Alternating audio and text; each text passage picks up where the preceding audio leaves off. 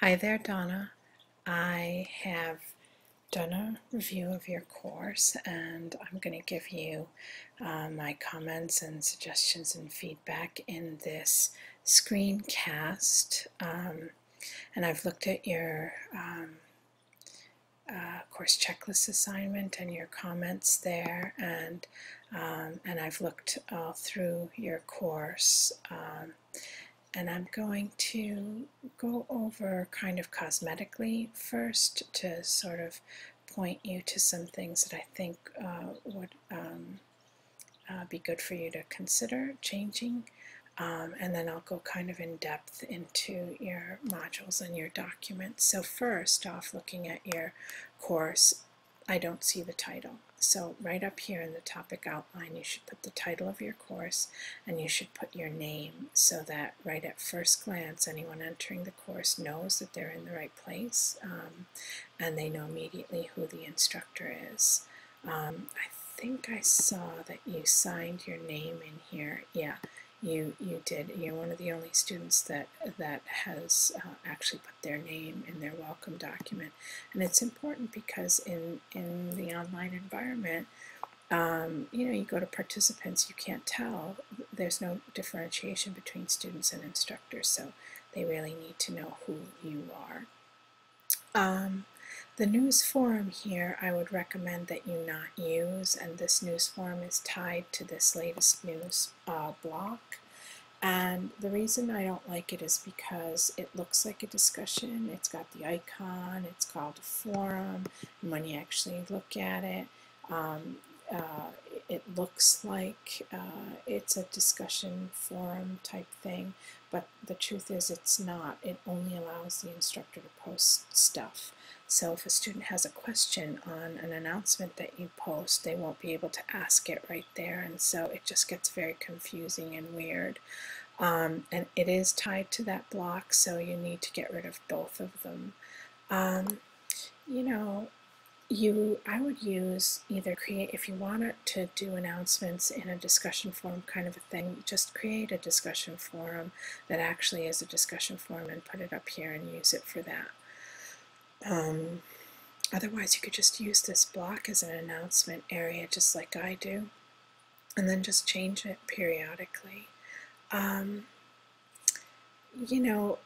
A couple of other sort of cosmetic things. I would look through the blocks that you have here and really consider whether or not they add value to the navigation and management of the course, both for you and for your students. And also look at the real estate that they occupy. So, for example, I would move people over here up to the top. So move it from here up to somewhere in this area. And then I would also add, the block that tells who's online and the block that shows messages. Those three things seem very important to be able to see when you enter your online course environment. The calendar, it's not so much. It's nice, but unless you're having things that are really strictly tied to a calendar, I don't see the value. I don't know what this key events thing, this events key is. I don't really think activity or course updates really add anything, and unless you're using the Moodle blog, get rid of that. Unless you're actually using calendaring events, get rid of that. So yeah, here's messages, just push that up some. So just think about those suggestions and see if there's something that makes sense to you there. So overall, in terms of structure, your course is very simple and kind of elegant in its simplicity. And so I appreciate that, and I see that you have your community area here, which I love. And maybe that's something you might want to bump up to this area to, keep it out of sort of the module area. Although it's fine in the welcome area too. I mean, I don't think it, absolutely has to move. It's just a suggestion. What I would suggest here, though, is a little bit of thinking in terms of sequencing here. And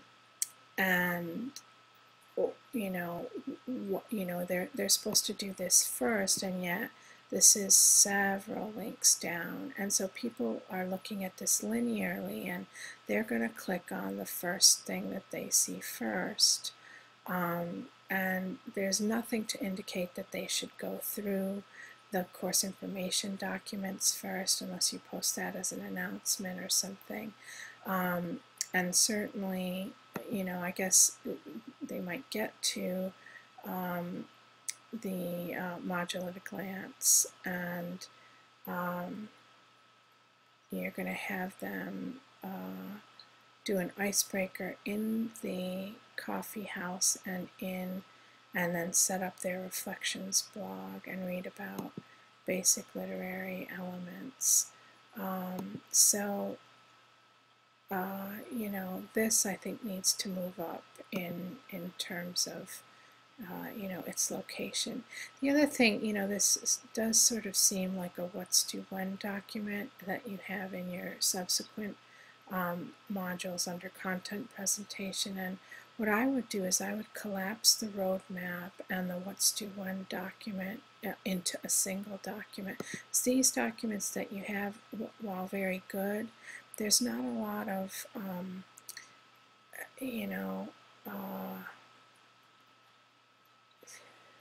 info there for the click, I guess is what I'm trying to say. And you go over the same thing in the what's due when document, where you're saying read, set up, and so forth. So it does seem like they're kind of one is a more filled out version. So I would just collapse them, get rid of one of them, and then you have one less document cluttering up your course, and it's all sort of consolidated, and call it roadmap. It doesn't have to be called what's due when. And in fact, I noted that in your what's due when documents, you don't say when it's due at all. And I'm actually kind of curious about that. Maybe that's missing.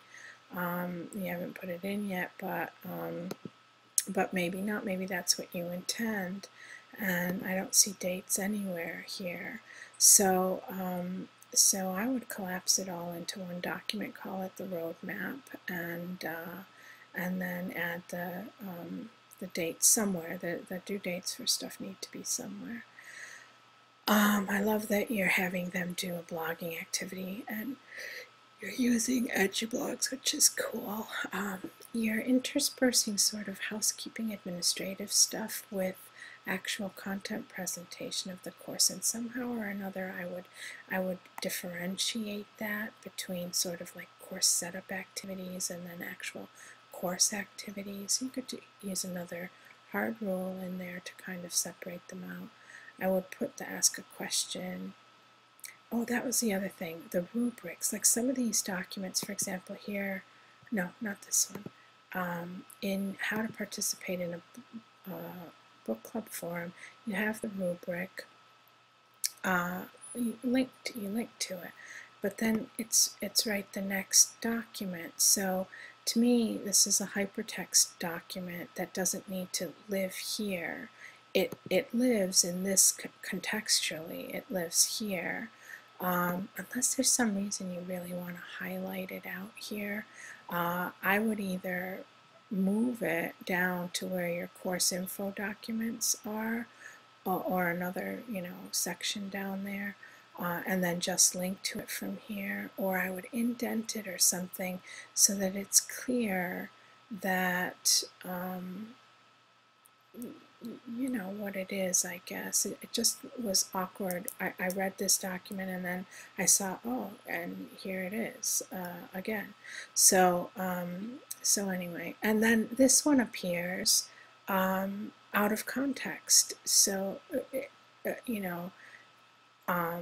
where is the document that talks about how to participate in the blog?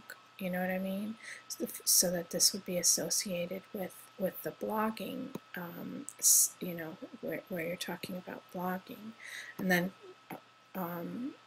the question is here, and then there's the do this first thing, and then there's getting help and this stuff. And so it's sort of like content interspersed with housekeeping stuff.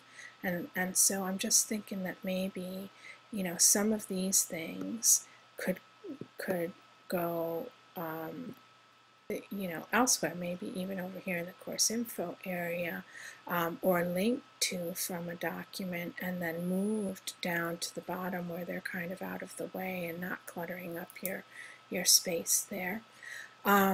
So again, you know, once we get past that first module, your modules are consistent in terms of structure. I love how you have sort of defined the structure. I would collapse the roadmap and the what's to when, as I said. Your discussions are, you know, extremely, your instruction documents and how you have talked about things, it's wonderful to see how you are applying what you learned in my course here. And I know you've adapted stuff from my course, and you know, I'm glad that you found it useful and helpful in setting up your own course.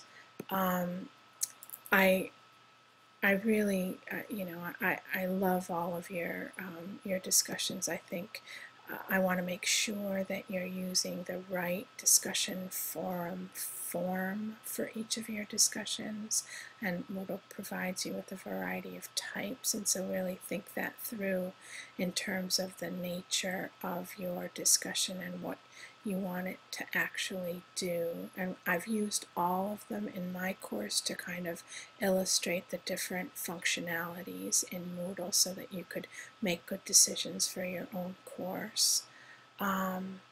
You know, I know you have, see here's one, you even modeled it, and so I'm just wondering if you haven't finished this yet, because there probably should be some text here and some instructions on how, you know, what you want them to do, and a little bit more content here as well. And I know you're still working on it, so so maybe that you just haven't gotten down this far. You're talking about point of view.